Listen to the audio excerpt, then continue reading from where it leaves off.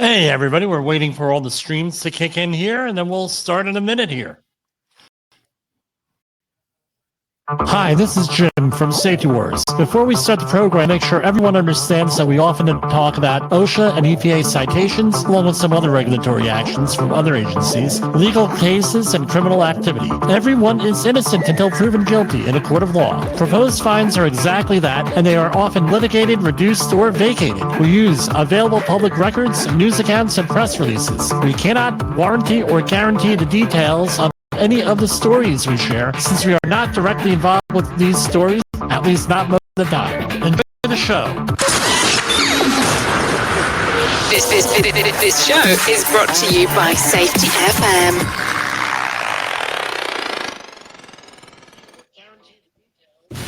From the border of liberty and prosperity in the highway to the north, this is Safety Wars for Thursday, April 25th, 2024. Looks like we got everything going the way it's supposed to be going tonight. It's a miracle. We're getting better. Getting more consistent. So what I normally do here, just so everybody's aware, I normally, what I've been doing is on YouTube. I've been broadcasting live on the stream. And then I go and broadcast on all the other ones in case there's a technical issue. I can edit it, produce it, and everything else. So if you're on YouTube, you are seeing this live. Everywhere else, it's pre-recorded, except on that Safety FM. Safety FM, it is live. I'm assuming it is, right? But again, I don't trust computers. I was having that conversation with a client today.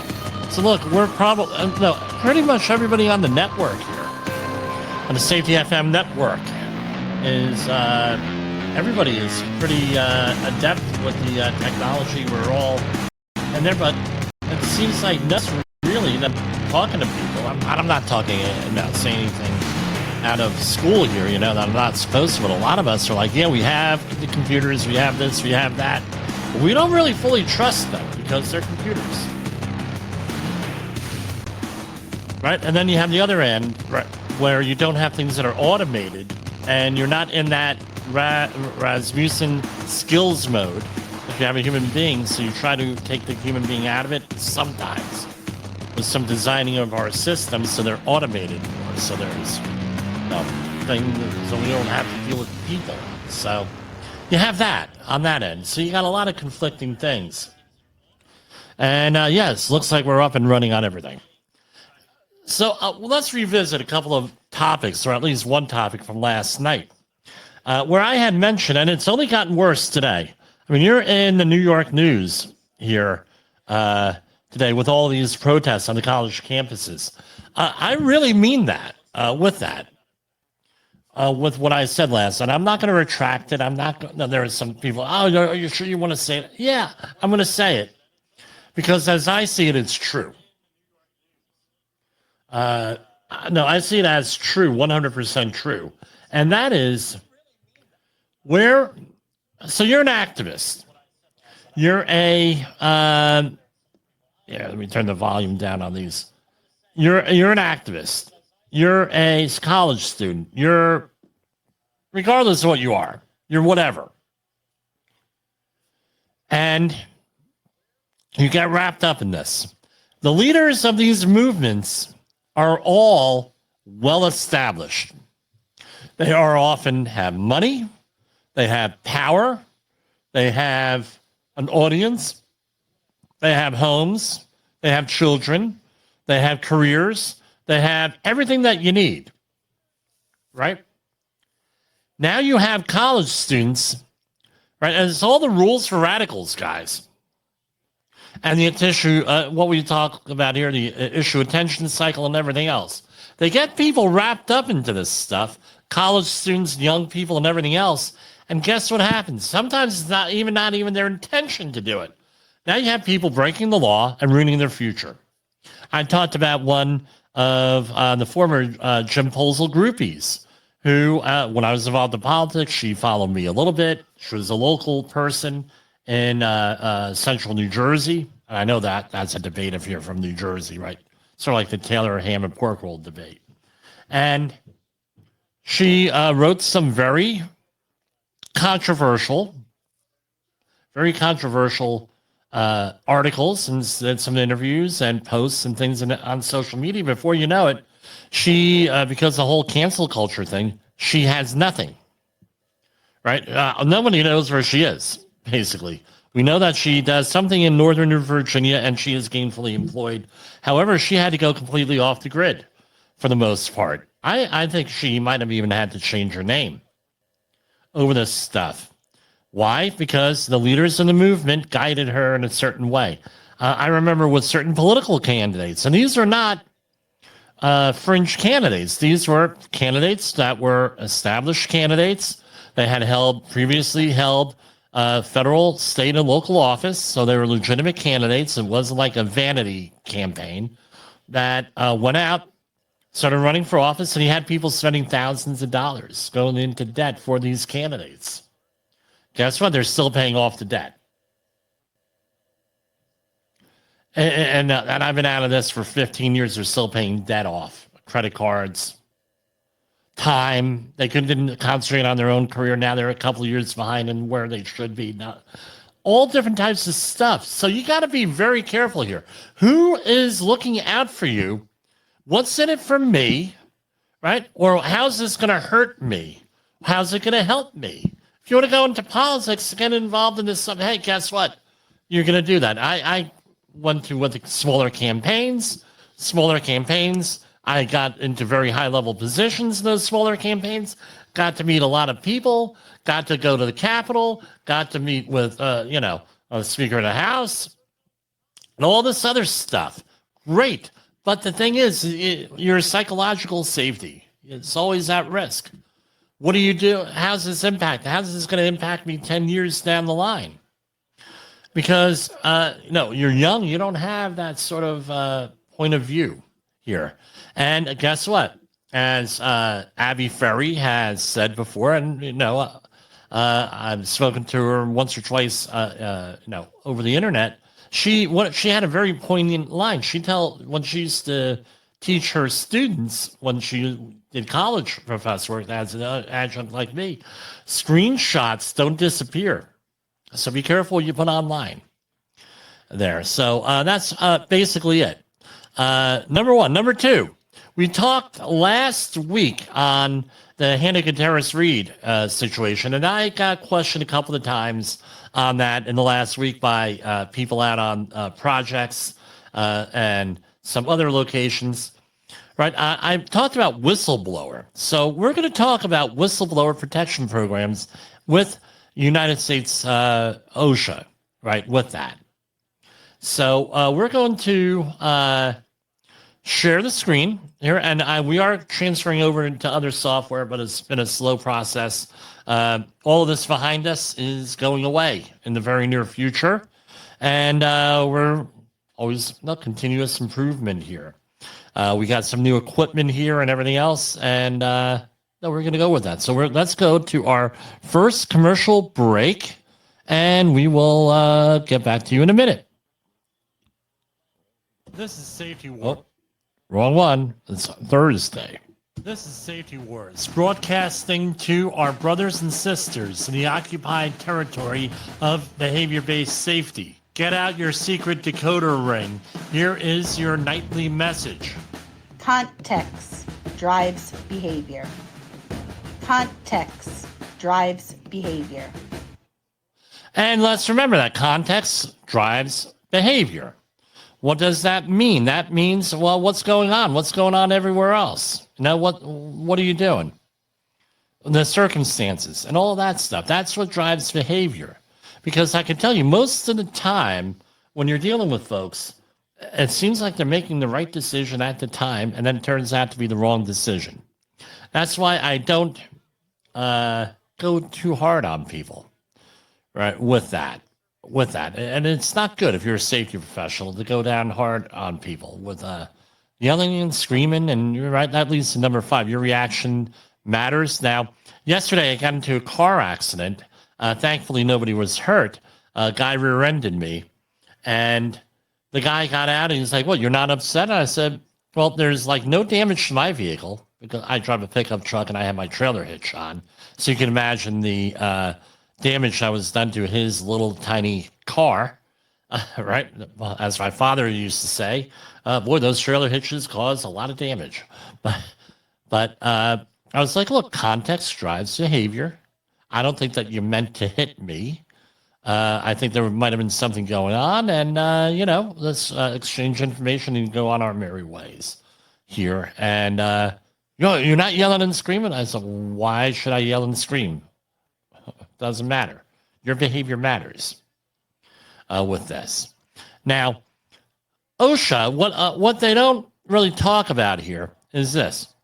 So OSHA manages, at least in the first reporting process, manages over 20 different federal statutes for whistleblowers. So there's a whistleblower for this, whistleblower for that, whistleblower for that, right? All this, Sarbanes-Oxley and everything else. So I'm on the OSHA webpage. Since this is a safety job website, safety program, we're going to talk about this. So how about us here? OSHA's Whistleblower Protection Program enforces protections for employees who suffer retaliation for engaging in protected activities under more than 20 federal laws. The investigation of complaints of retaliation against employees is conducted by investigators in OSHA's regions. Right, so let's click on that right here. So you have 10 different regions, also federal districts. So here I am in New Jersey and New York area. That is federal district 2. Also Puerto Rico and Virgin Islands are also in federal district 2. So if you ever are bidding on a federal project in region 2, guess what? You have to go and realize that you're going to be working possibly in Puerto Rico. I have an emergency that just came over. I'm going to go to commercial break. I apologize. Hold on, everybody.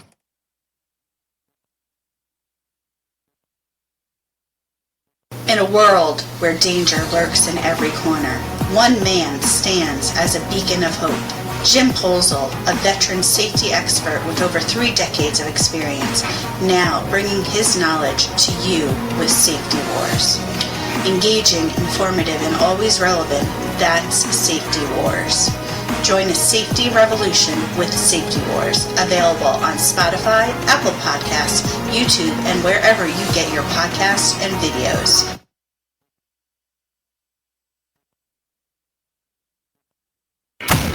In the professional safety community, communication and planning are just a few keys to your program's success. The question many practitioners have is, where do I start?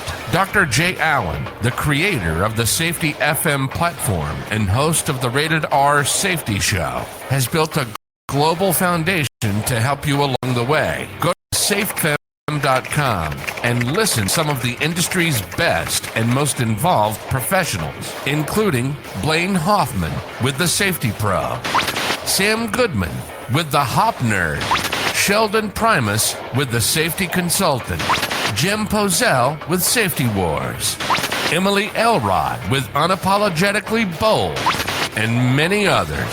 As individuals, we can do great things, but as a team, we become amazing. Dial into safetyfm.com today and surround yourself with a powerful force of knowledge and support.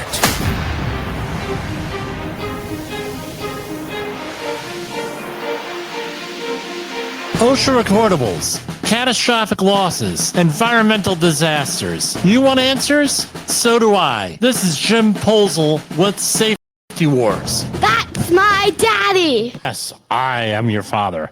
Sorry about that, folks. We do have clients all over the place making phone calls here. Anyway, so back to where we are. So you have different regions and federal regions and everything else, and different states. So this is select a state for your local office. We also have a thing here for state plans, and it shows you the different areas where there are state plans, and some of them are right state approved. Like for example, New Jersey and New York have a state approved plan. It's only for state or local governments, and you have states like California where they have a state approved plan for state and local government workplaces. And that's a debate for another day. However, it was a debate today on, I believe, the Supreme Court on what the limits of sovereign immunity are. Most of the time, I don't believe in sovereign immunity when it comes to occupational safety and health or environmental issues. Just don't do it. It's too many abuses of sovereign immunity. U.S. equal, so here we go. The investigation of complaints of retaliation is conducted by investigators in OSHA regions. OSHA investigators are neutral fact finders. They do not work for either the complainant or respondent. In addition to OSHA, the agencies below provide anti-retaliation protections in various capacities. The U.S. Equal Employment Opportunity Commission, the Wage and Hour Division, the National Labor Relations Board. With the exception of U.S. postal employees, the OSHA does not cover retaliation allegations from federal employees, there are several environmental statutes that do. However, all federal agencies are required to establish procedures to ensure that there's no retaliation and going on and on. With that, you can go look this up yourself. So we're going over to employees, how to file a complaint. And you have certain time limits. OSHA administers more than 20 whistleblower statutes. The time frame of filing a complaint begins when the adverse action, such as a firing, occurs and is communicated to the employee. So you have different requirements. So under OSHA, 30 days. Clean Air Act, 30 days. Some of these other things, 30 days. And going on and on. With that, ways of filing the complaint. Do it online, by fax, telephone, or in person. And you have to have all different types of documentation. We're not going to read every one of them on here that you're going to have, right? So OSHA conducts an interview of each complainant. If OSHA conducts an investigation, it will also obtain information from the employer and witnesses as needed. If evidence supports the employee claim of retaliation, OSHA will take action that may include requiring the employer to restore the employee's job, earnings, benefits. And we are, and they have an OSHA whistleblower investigations manual. Often when we cover the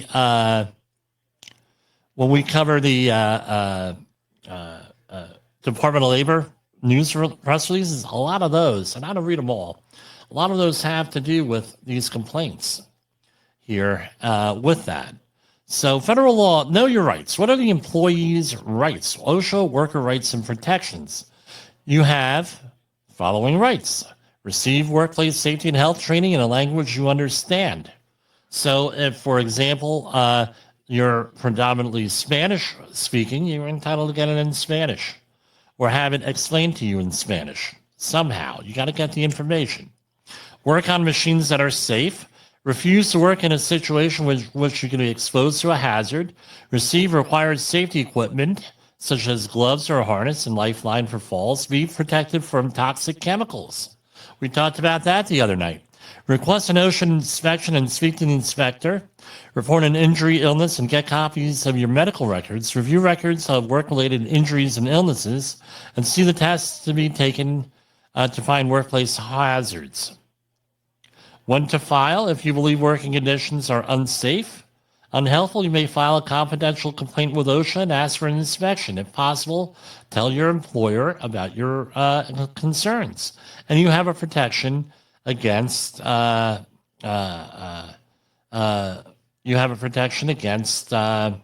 retaliation. So we have public service announcements here. So let's see. This is for falls. Let's see if it will. This is an important message from the United States Department. Always wear fall protection when you're working 6 feet or more off the ground. This helps prevent falls from heights, ladders, and unstable work surfaces. OSHA wants you to be safe. For more tips and resources on preventing falls, visit OSHA.gov or call 1-800-321-OSHA. That's 1-800-321-6742. All right. So they have different public, right? That's for general workplace safety there. You also have all different stuff here. Workers' rights in English, French, and everything else. These are 15-second audio messages. Employers have a responsibility to keep all workers safe and healthy while on the job. As a worker, you have the right to speak about safety concerns without fear of retaliation. Learn more about your rights and how we can help you at osha.gov/workers. All right, so that's another one. We're probably going to download some of those here. So you have many different things along those lines dealing with PSAs. You can have videos also. Time limits you have. And you have protection for refusal to perform tasks. Now, if you are a OSHA outreach trainer, this is all your information here. Right, you're supposed to go through the OSHA website, show people, navigate a little bit. Go over the whistleblower stuff. You have a right. Here we have Section 11C. Under Section 11C, a person may not retaliate against an employee because the employee refused to perform a task if the following conditions are met. The employee had a reasonable apprehension of death or serious injury. If the tasks were performed, the employee's refusal was in good faith. The employee had no reasonable or safe alternative assignment. There was insufficient time to have federal or state OSHA or another agency conduct an inspection. Where possible, the employee sought from the employer but was unable to obtain a correction. You also have the Seamen's Protection Act. All right, similar things. Surface Transportation Assistance Act, Federal Railroad Safety Act, and going on and on and on. And UNT visa certifications.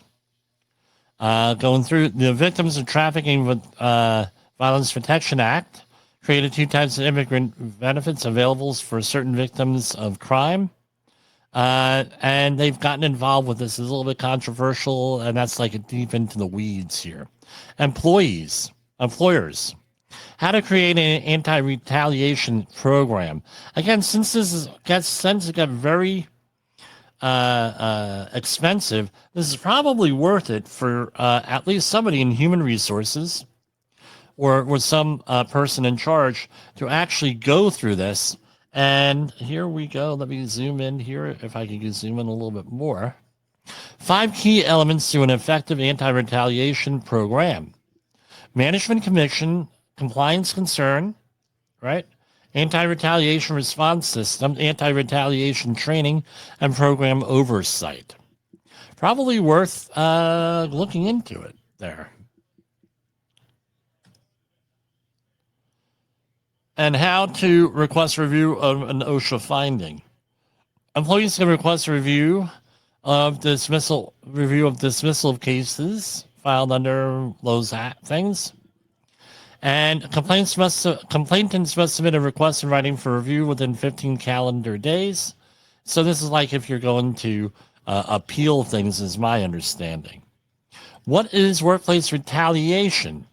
Firing or laying off, demoting, denying overtime, disciplining, denying benefits, failing to hire or rehire, intimidation or reaction, making threats, reassignment to a worse position, reducing or changing pay or hours, more subtle actions, isolating, ostracizing, mocking, falsely accusing the employee of poor performance, blacklisting, constructive discharge, all right, which is an employer makes working conditions intolerable due to employee's protective activity, reporting or threatening the reported employee to the police or immigration authorities. And it goes on. Now, you're a safety professional. You bring up some of these things, and you get, sure, that's happened. Did you realize that was now a violation of federal law? How many of us as safety professionals get fired? How many of us have any of those things going, those adverse reactions going on because we are doing our job? Just something to think of. Now, if Hannah Gutierrez-Reed knew that, I don't know why she did not exercise her rights, but if she, no, this was her part of her thing, was either to quit or do this. No, report things under the whistleblower program. New Mexico has a process here for this. What to expect during, and she might not be in jail, right, with this. And you might have had, and let's look at the other way. Had she done that, we might not have had a fatality here. What to expect during whistleblower investigation. There's interviews, an investigation, and then a conclusion.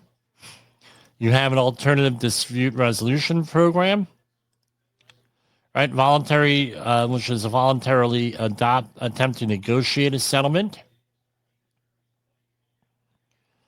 Settling a whistleblower case. Everything gets subject to review. So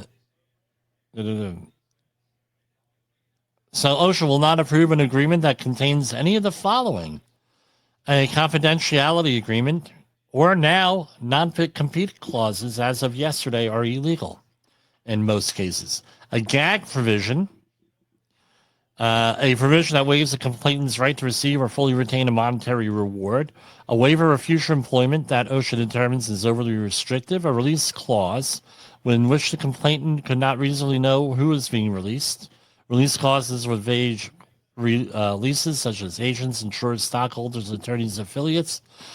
Such unclear terms must not be in a release, or the release must be accompanied by an appendix listing all agents, insurers, stockbrokers, etc.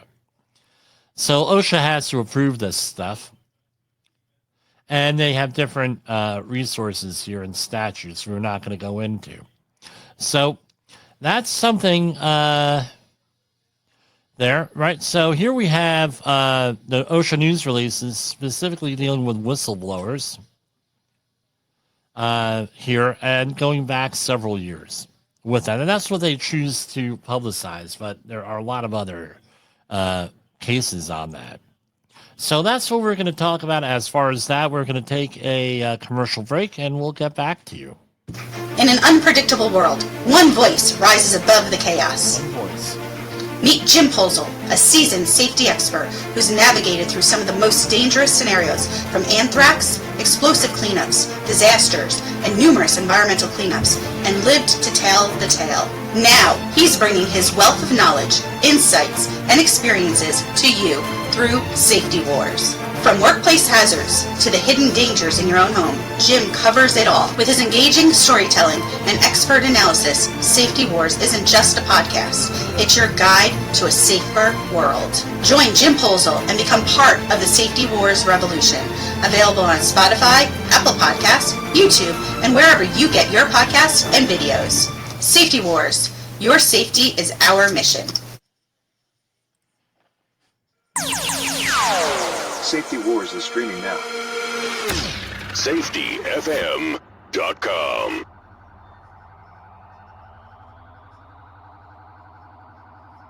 This is Safety Wars, broadcasting to our brothers and sisters in the occupied territory of behavior-based safety. Get out your secret decoder ring. Here is your nightly message. Human error is normal. Human error is normal.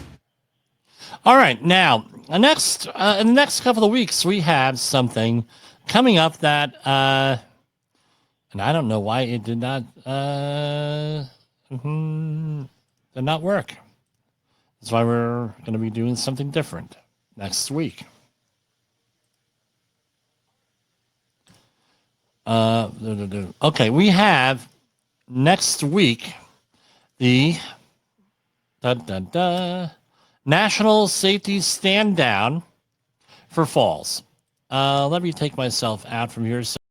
All right, here we have U.S. Department of Labor cites 2 Florida construction contractors here. after finding lack of crane safety protocols led to a 37-year-old employee's fatal injuries. This is out of Orlando. We reported this on the news last October when this happened. Federal workplace safety investigators have determined that a Tampa area construction contractor could have prevented a 37-year-old aerial lift operator from suffering fatal injuries after being struck by a boom as a crane tipped over during a work on an Orlando highway ramp. OSHA found the incident occurred while employees of a certain company in Florida and another company in Plant City installed precast concrete sound barrier panels on the southbound route of SR State Route 417. The agency proposed for the crane company, again, a person died, right? $16,131 for the crane company. Let's see what those are. All right.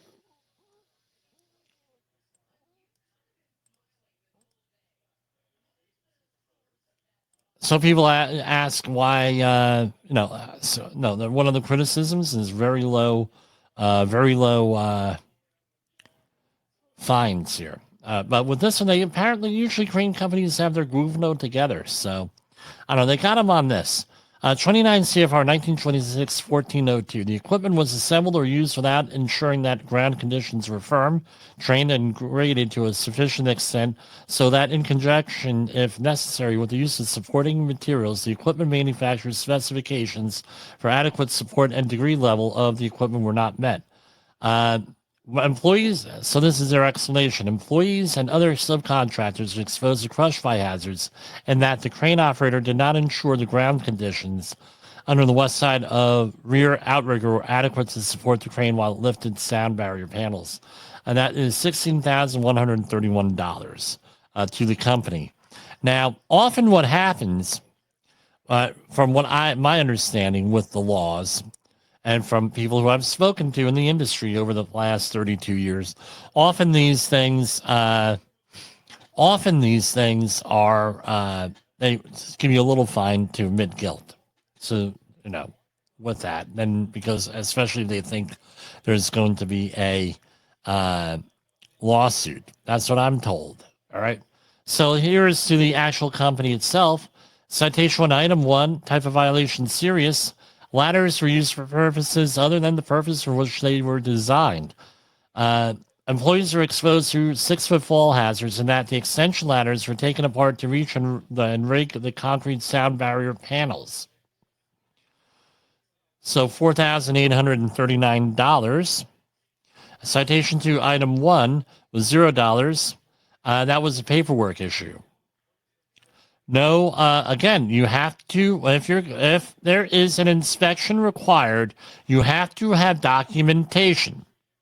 I went through this with a client today here. So, 4,000, apparently they had all their stuff together. This is just one of those things when this happened, $4,839. And the last one was no documented inspections on chains. Again, it's an issue here. All right. Our next one.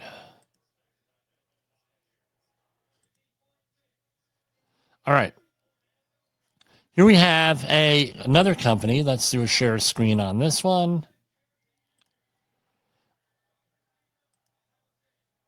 This is going to be a much longer one here. Here we have a trench contractor. Why do I have to do this twice? Hold on with me, folks, if you're on the screen.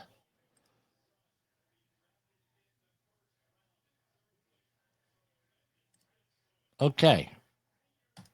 Got to share it twice. Here we have a contractor faces $1.1 million in penalties after federal inspectors find employees again exposed to potentially fatal trenching hazards. This is out of Guam. Okay, we don't get a lot of news out of Guam, but here it is. A contractor with a history of failing to protect employees working in trenches from potentially deadly harm faces penalties of more than $1 million after federal investigators found employees working in trenches deeper than 5 feet without required safety equipment. And going on, excavations can collapse in seconds and lead to serious and often fatal injuries as workers are buried in cubic yards of soils, each cubic yard weighing as much as 3,000 pounds. There were 39 workers killed in 2022. So we're going to go down here. OSHA has a national emphasis program on trenching excavations. Trenching standards require protective systems in trenches deeper than 5 feet. Additionally, trenches must be inspected by a knowledgeable person, aka competent person. And there must be a safe means of egress, an entrance. So let's see what the citations are. Okay, we got extensive. A lot of citations here. So, all right. Here we have citation 1, item 1, serious. A stairway, ladder, or a safe means of egress is not within, and this is a serious one. Every employee in there has to have a means of egress within 25 feet, usually as a ramp, ladder, or something like that. So a stairway, ladder, ramp, or other safe means of egress was not located in trench excavations that were 4 feet or more in depth. So you got to have lateral travel from each employee. The employer, so that's 11,292. The employer does not provide means of egress. Right? Citation 1, item 2. A stairway, ladder, ramp, or other, this is serious, a stairway, ramp, ladder, or other safe means was not located. Again, they got them for another 11,000. Citation 2, item 1, willful. $112,000 on this one. No adequate cave-in protection. Citation 2, item 2, type of violation, willful, serious.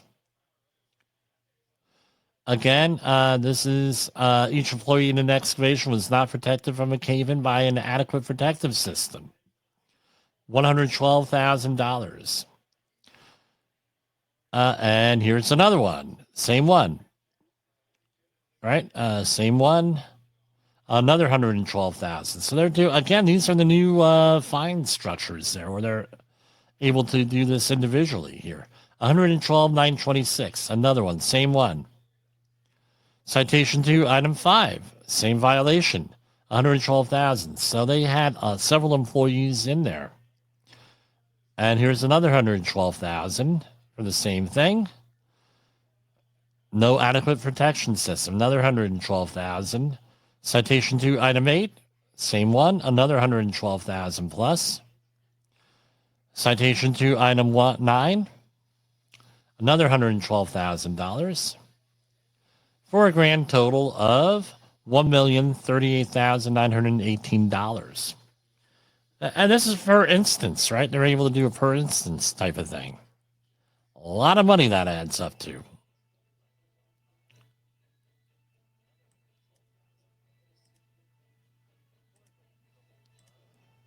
All right, we're going to.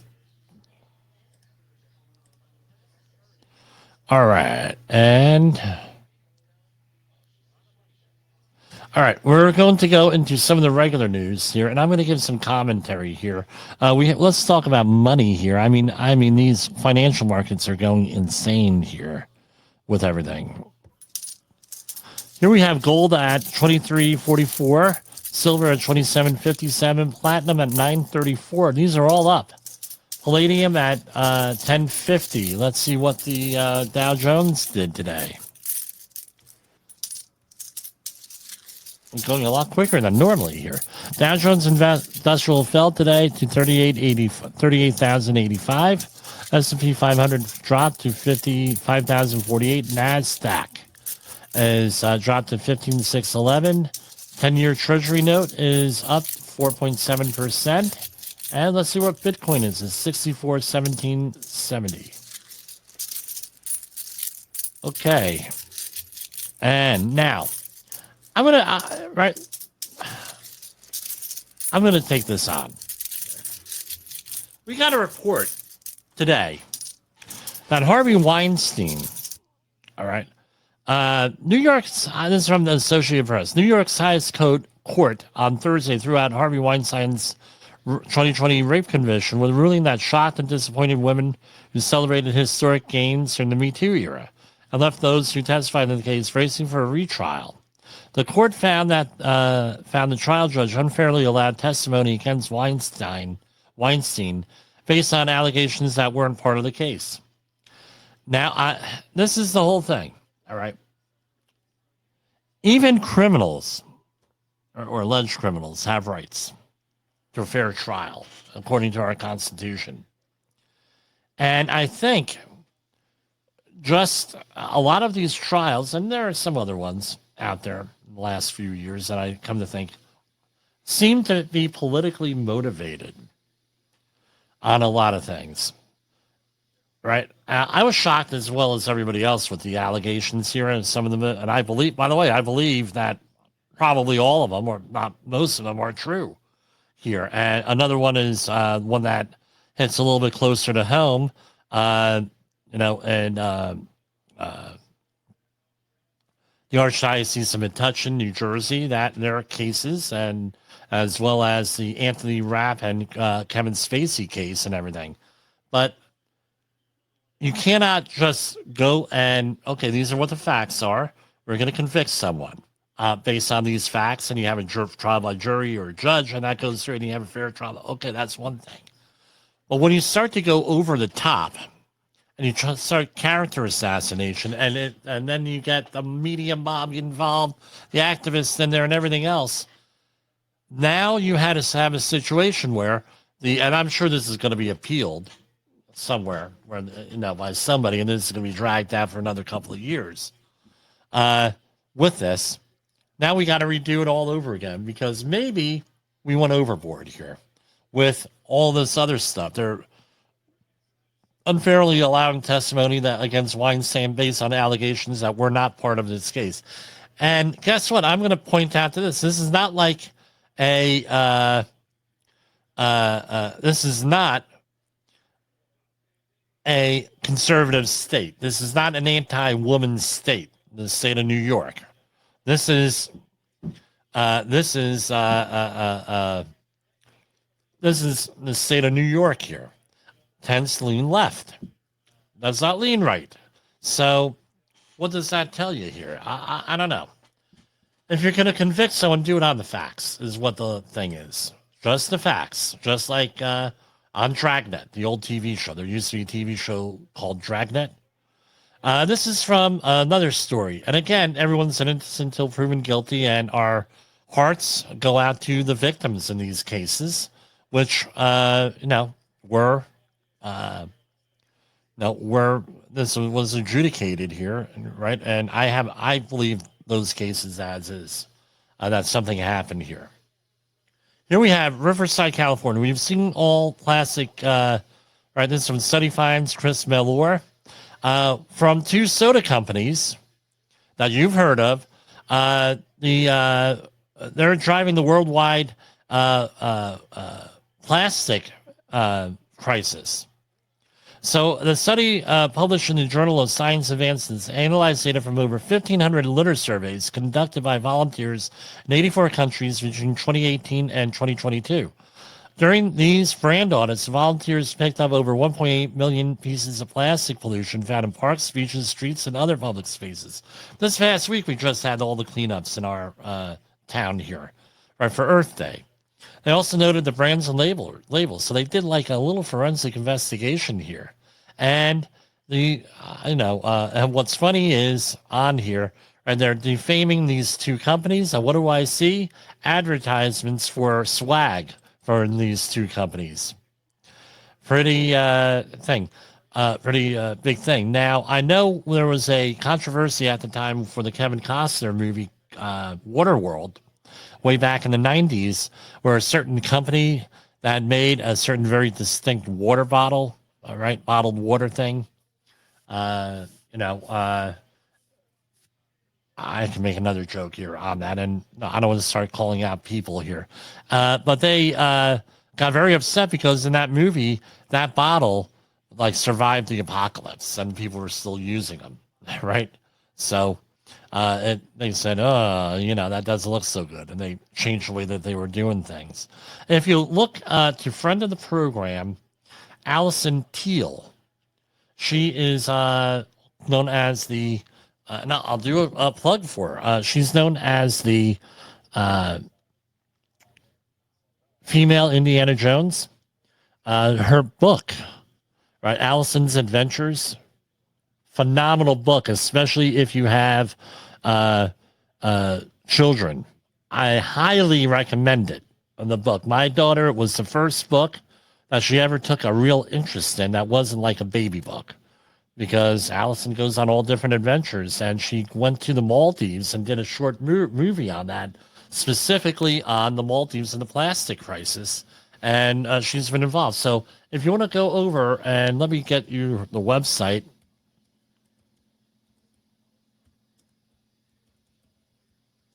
Right.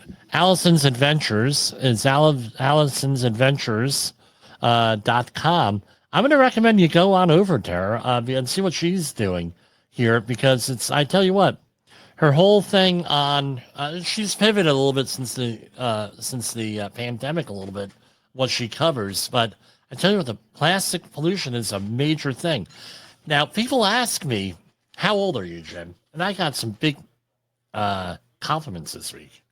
Right until I took my hat, and I keep my head shaved or very hair short, so you can't see all the gray hair, right? And I wear a hat, right? That's the other thing. But anyway, no. So I wear all the stuff in there. I look young and blah blah blah. Now, what does that have to do with the other? I don't know. I'm rambling, as usual. But they say, "How old are you?" And this one, "How old are you, Jim?" And I said, well, I'm old enough to remember how the use of paper bags in the supermarket was going to destroy the rainforest, and we had to use these biodegradable plastic bags from now on. Otherwise, you were not protecting the environment, and you were evil.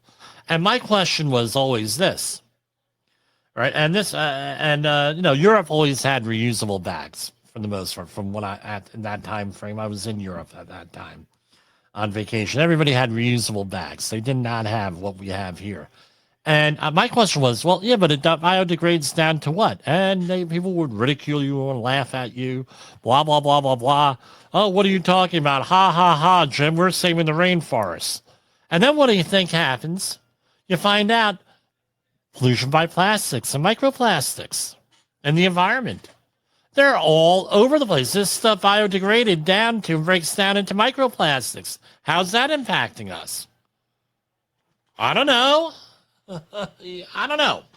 So I would check out Allison's Adventures there. And I guess, you know what? I'm going to edit this out, and I'll make a separate video on this. She's does some very important work on this whole thing with the environmental stuff with this.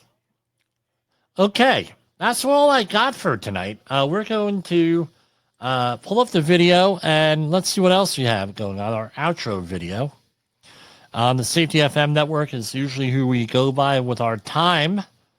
So we got 5 minutes, 44 seconds. Can we find something to talk about for 5 minutes, 44 seconds here? Yes, we can, because I am Jim Posel, the safety warrior. I could figure things out.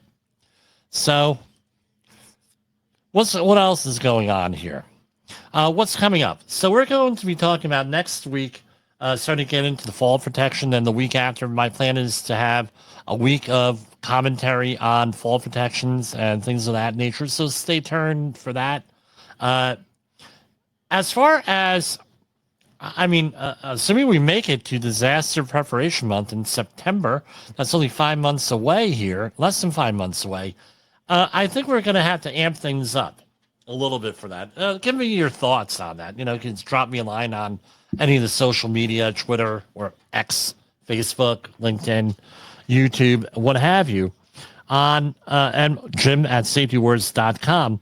What you want to talk about, because I tell you what, we have a problem now, dude. With all the social upheaval, the stuff going on in the Middle East, protests all over. Our town has protests every week, every Sunday. There's a protest on Route 59 in Nanuet. Right, and they police have done a real good job of keeping people separate and setting up protest zones and things of that nature. What we used to call back in my political days sine waves. I don't know. What's your thinking? My thinking is that we have to talk about disaster preparation. It's critical this year because we have people talking about nuclear bombs and nuking people and state unraveling and everything else. But it seems, now, are we being played here? We have what is called the issue attention cycle. We probably need to do a program on that and exactly what that is.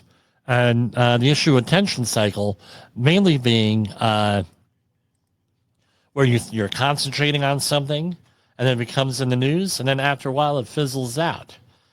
Right. So what happened when they're amping up all this stuff? Now we had a couple of bills passed in Congress for funding Ukraine. Now all of a sudden that's not on the front page anymore. Now we're back to politics and the election and trials and everything else. Are we being played? I don't know. Something we need to do, but no, as the government says, you need to have enough stuff together for 72 to 96 hours, and I would encourage people to go and do that. And for Safety Wars, this is Jim Posel. We're going to go to our video, our outro video, and why do we play the national anthem? Because I am I was brought up on broadcast TV before cable that used to put on the national anthem at the end of their broadcasts, and I'm just keeping up that tradition here with that. And sometimes I play some other stuff if it's appropriate. So here we go. The views and opinions expressed on this podcast are those of the host and its guest and do not necessarily reflect the official policy or position of the company. Examples of analysis discussed within this podcast are only examples. They should not be utilized in the real world as the only solution available, as they are based only on very limited and dated open source information. Assumptions made within this analysis are not reflective of the position of the company. No part of this podcast may be reproduced, stored in a retrieval system, or transmitted in any form or by any means, mechanical, electronic, recording, or otherwise, without prior written permission of the creator of the podcast, Jay Allen.